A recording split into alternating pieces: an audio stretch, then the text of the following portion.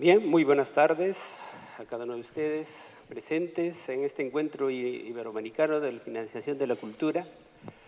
Agradecemos la invitación de Casas de la Cultura para darnos la oportunidad de poder presentar este proyecto respecto a la gestión y puesta en valor del Centro Histórico y Patrimonio Arquitectónico del Distrito de San Jerónimo de Tunán.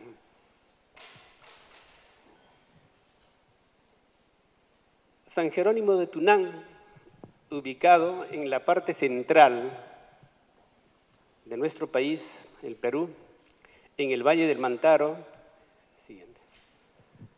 ha tenido un desarrollo histórico muy importante, desde las primeras habitaciones que se han dado en el valle a través de 6.000 años antes de Cristo, en las que han dejado sus huellas en este proceso histórico en las cuevas de Callaballauri, en la zona de Chupaca, la presencia de restos de Chavín al norte del valle, en Ataura, la presencia de la cultura Huari, con el templo Huari al sur de Huancayo, y los huancas que habitaron toda esta zona central, que es un asentamiento muy importante en el desarrollo histórico de nuestro país. Ahora, en Hatun Sausa tenemos evidencias de un asentamiento administrativo inca. También la presencia del Capajñán, y en el pueblo o en el distrito de San Jerónimo tenemos también estas evidencias, de los cuales la presencia huanca se ha establecido en el centro arqueológico o en el sitio arqueológico de Marcapacha, que realmente allí fue el origen para la fundación del pueblo de indios de San Jerónimo. Pero en la parte alta de los cerros de este distrito, de este pueblo, se ve la presencia también del sitio arqueológico de Uniscoto, que es presencia inca de depósitos o colcas, ya que la riqueza del Valle del Mantaro era la producción de alimentos. El reino huanca, ubicado en el centro del valle, fue llamada Lurinhuanca, cuya capital fue la Llacta de Tuna.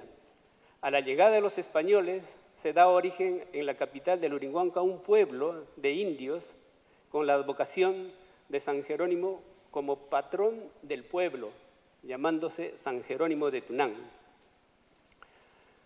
El padre Julián Heras, en el archivo de doctrinas franciscanas en el Perú, durante el siglo XVI, XVII y XVIII, en la relación de doctrinas franciscanas en el Perú, en lo que se refiere al Valle de Jauja, menciona: antes de finalizar el siglo XVI, tenían franciscanos en el Valle de Jauja 3 guardianías con sus respectivas doctrinas.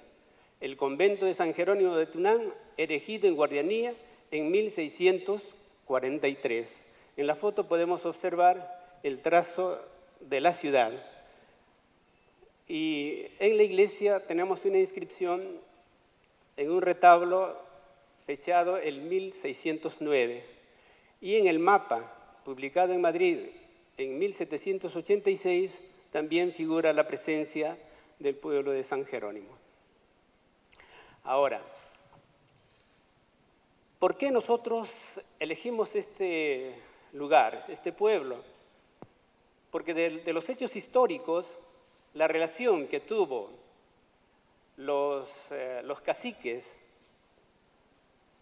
con los españoles fueron tratos de beneficios entre ambos, de los cuales en la iglesia se mantiene o hay evidencias artísticas de presencias tempranas del arte europeo en América.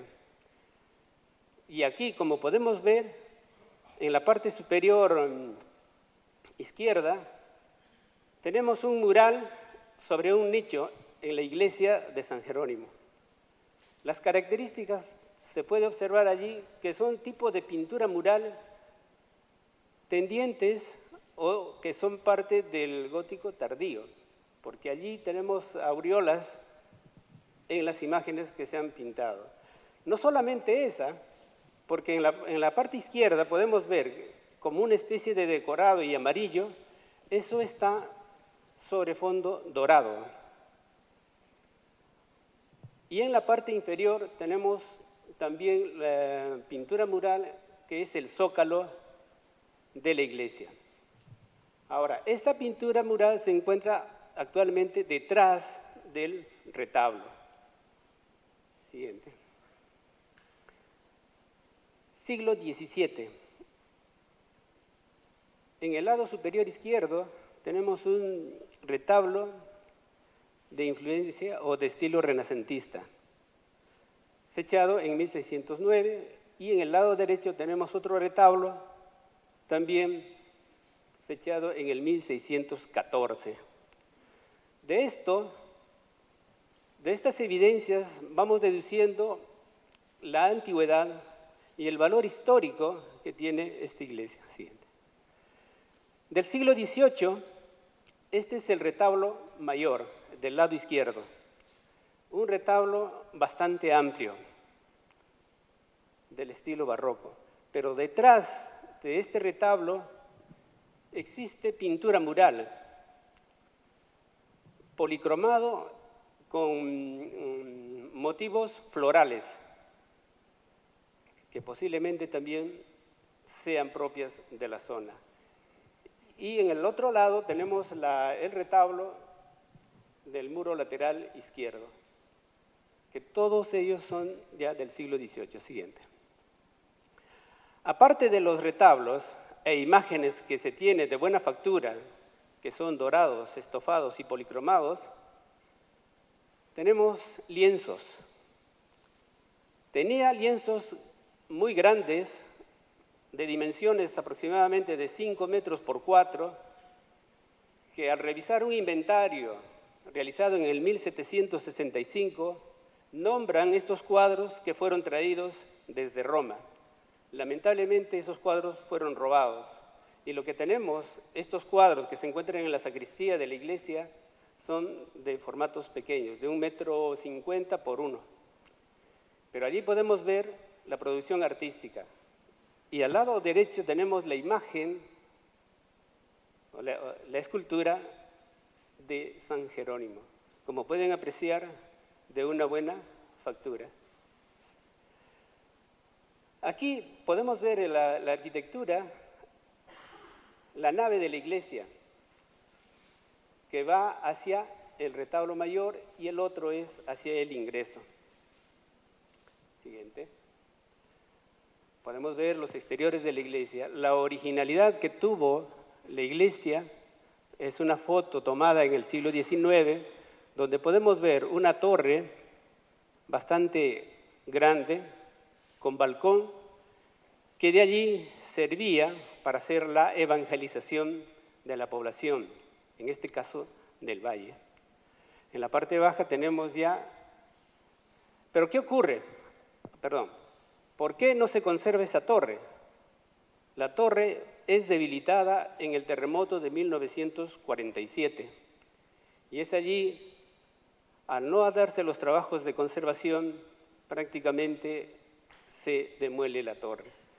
Ya en la parte baja podemos ver las modificaciones, que en un primer momento fue en el 1935, donde se le modifica la fachada, y ya en el 1970 ya aparece ya con las dos torres de concreto, y en la parte superior o inferior izquierda tenemos lo que está actualmente la iglesia. Siguiente.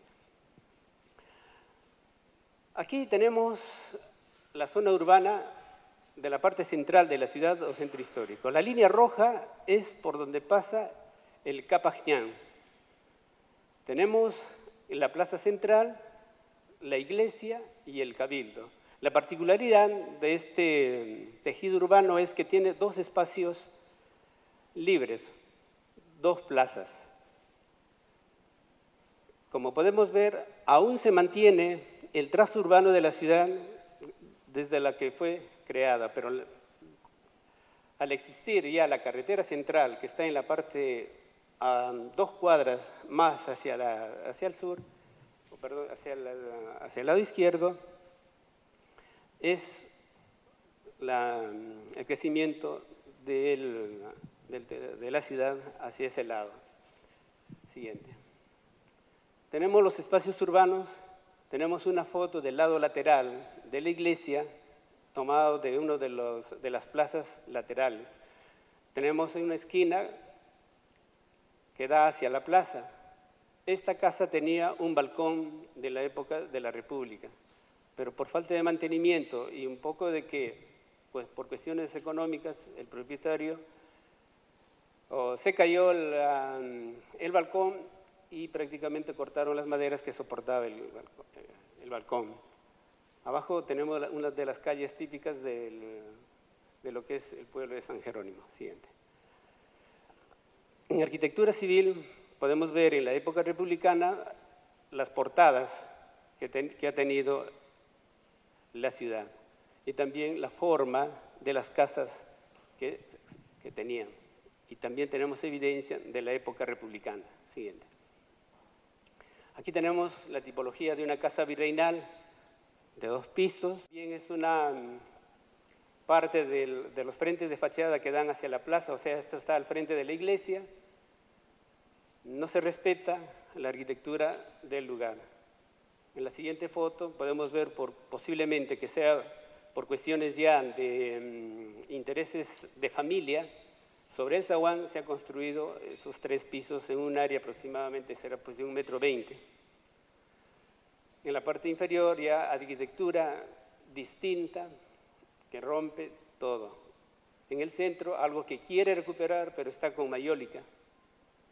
Y en la otra parte vemos que donde está ubicado el cabildo, para hacer la edificación nueva de la municipalidad se hace con retiro sin respetar el espacio urbano.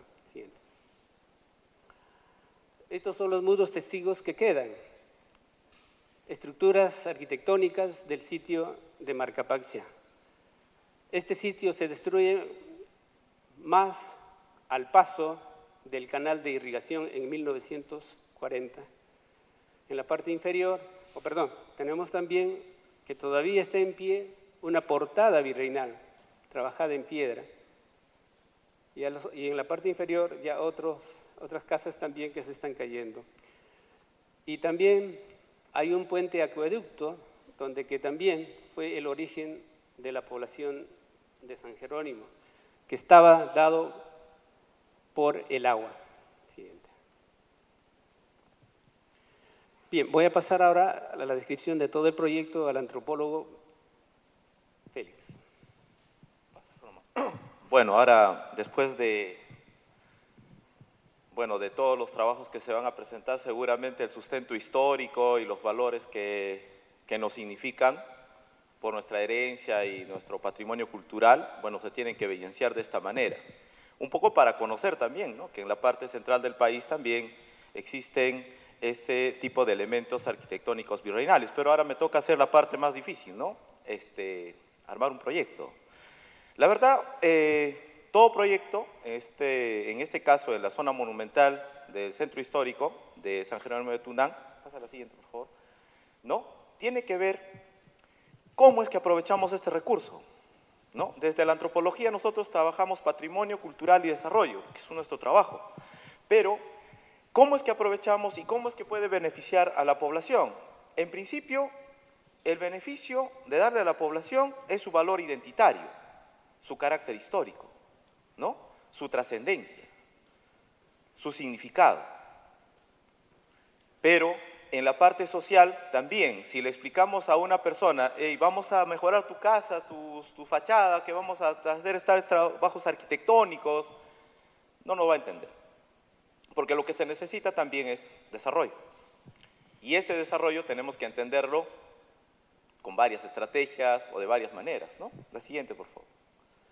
Entonces, los objetivos que hemos planteado, un objetivo principal es dinamizar el desarrollo económico, social y cultural mediante la puesta en valor del centro histórico para el posicionamiento turístico de la ciudad.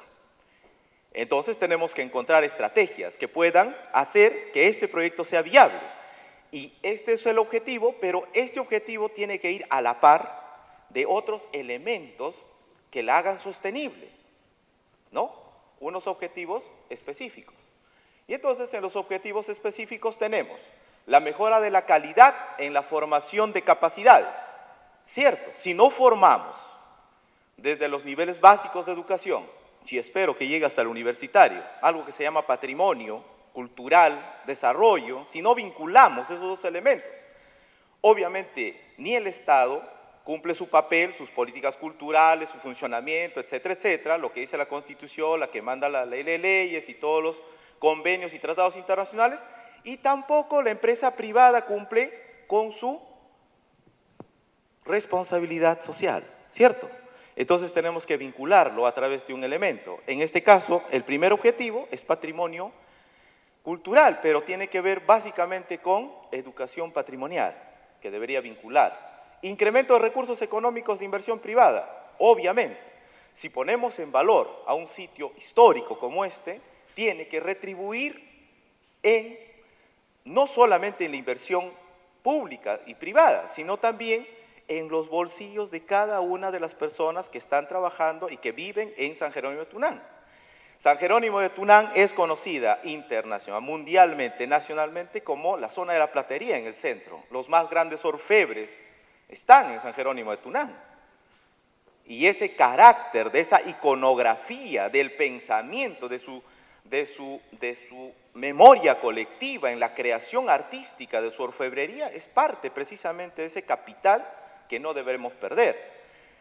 Acreditación y fortalecimiento de organizaciones estatales y privadas, otro objetivo específico. Sí es cierto, pues si las organizaciones están desarticuladas, desvinculadas, si es que no tenemos una política cultural que vincule a la empresa privada con el sector público, si es que el regidor de cultura, educación y deporte, y tantos nombres que le han dado a los regidores, no sabe qué papel cumple en el país, entonces estamos graves. ¿Cierto? Entonces tenemos que fortalecer esas organizaciones. Recuperar y valorizar el ambiente urbano monumental del centro histórico. ¿Para qué? ¿Para qué revitalizamos un centro histórico? Obviamente, los vecinos que viven, los propietarios de estas casas, de estas casonas, que como han visto en las fotos, van retirando, van echándole agua a los cimientos para que se vayan cayendo, y no tengan este patrimonio en sus fachadas. Es más, algunos tienen la fachada, pero adentro todo lo han destruido. Entonces, este carácter lo tenemos en ejemplos múltiples, ¿no? Yo estoy en Argentina y en la Florida, por ejemplo, trabajan muy bien en ese lugar, trabajan muy bien su patrimonio cultural, como en México, como otros centros históricos, como los tenemos acá en Arequipa, en Ayacucho mismo, hemos trabajado en ese lugar también. Sabemos que sí se puede hacer. El problema es que sí es difícil convencer a las personas y es que obviamente no es redituable para ellos. Finalmente, pasa por favor. Así. Bueno, nosotros trabajamos bajo dos dimensiones. La dimensión técnica, que es lo que hace mi colega, que es arquitecto, tenemos un economista, y yo que soy antropólogo hacemos la parte social. La dimensión técnica tiene que ver con la implementación del proyecto, el inventario de catálogos, planes, el plan de manejo y gestión del patrimonio cultural. Pasa por favor la siguiente, porque no nos alcanza tiempo. La intervención física y acondicionamiento, mantenimiento, consolidación, conservación de acondicionamiento de los monumentos arquitectónicos. ¿No? Pasa por favor. Pasa. Ahí déjalo. Entonces, tenemos que tener también centros de interpretación cultural, porque esto facilita precisamente el mecanismo cómo es que llegamos a los jóvenes actualmente. Tenemos que encontrar otras estrategias, ¿no? No solamente es hacerlos pasear por un centro histórico, tenemos que encontrar estrategias lúdicas que estén de acorde al pensamiento, al cambio, a la innovación, ¿no? De ellos mismos. Tenemos una parte social que es una parte importante. Ahí está la parte de educación, la parte de sensibilización, la parte de fortalecimiento de capacidades, la parte que tiene que ver con la asistencia técnica, artesanos, a los comerciantes, los operadores turísticos, etc. Finalmente, todos estos componentes se tienen que articular con algo que se llama turismo cultural, que debemos llevarlo a este nivel. Estos elementos harán sostenible el proyecto. 200.000 turistas es lo que más o menos recibe la zona central del país.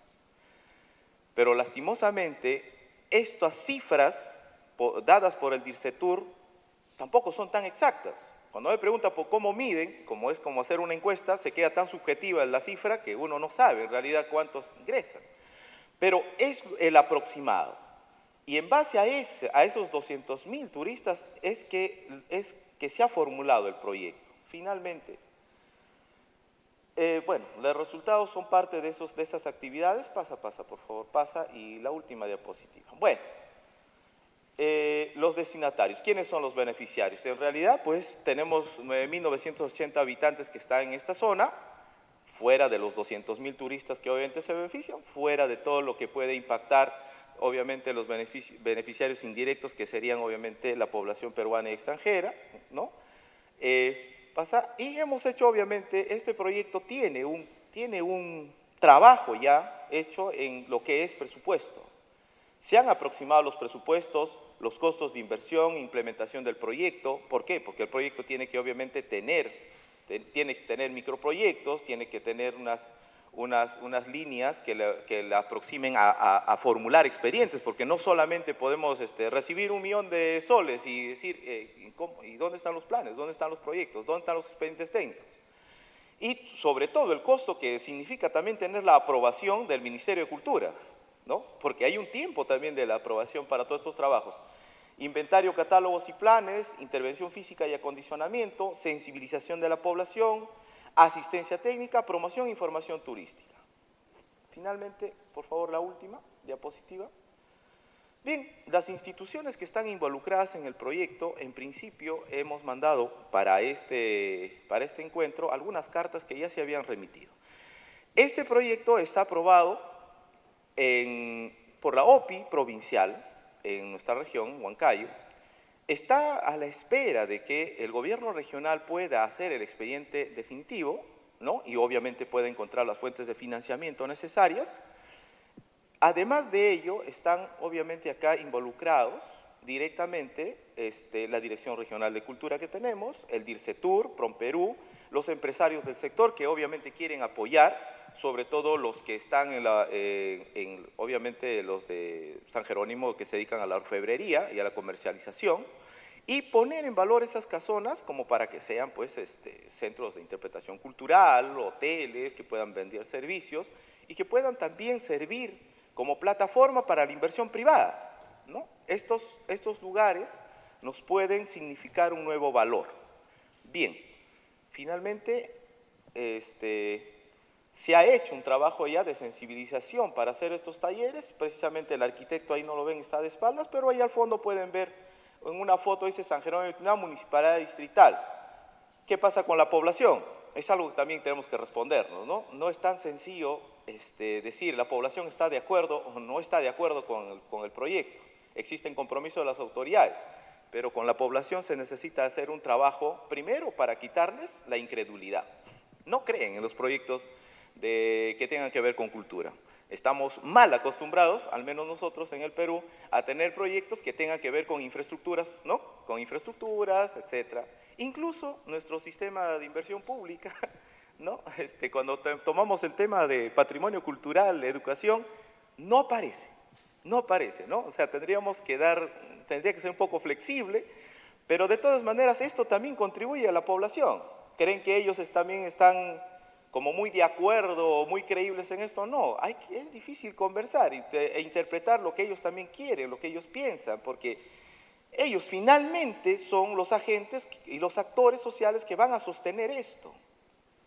Si no están convencidos, si no conocen, si no valoran, entonces de nada serviría una inversión cuantiosa en patrimonio cultural, ¿no? Tenemos que encontrar, obviamente, una salida como el turismo cultural, que sí es beneficiosa para poder trabajar las puestas en valor finalmente. Muchas gracias.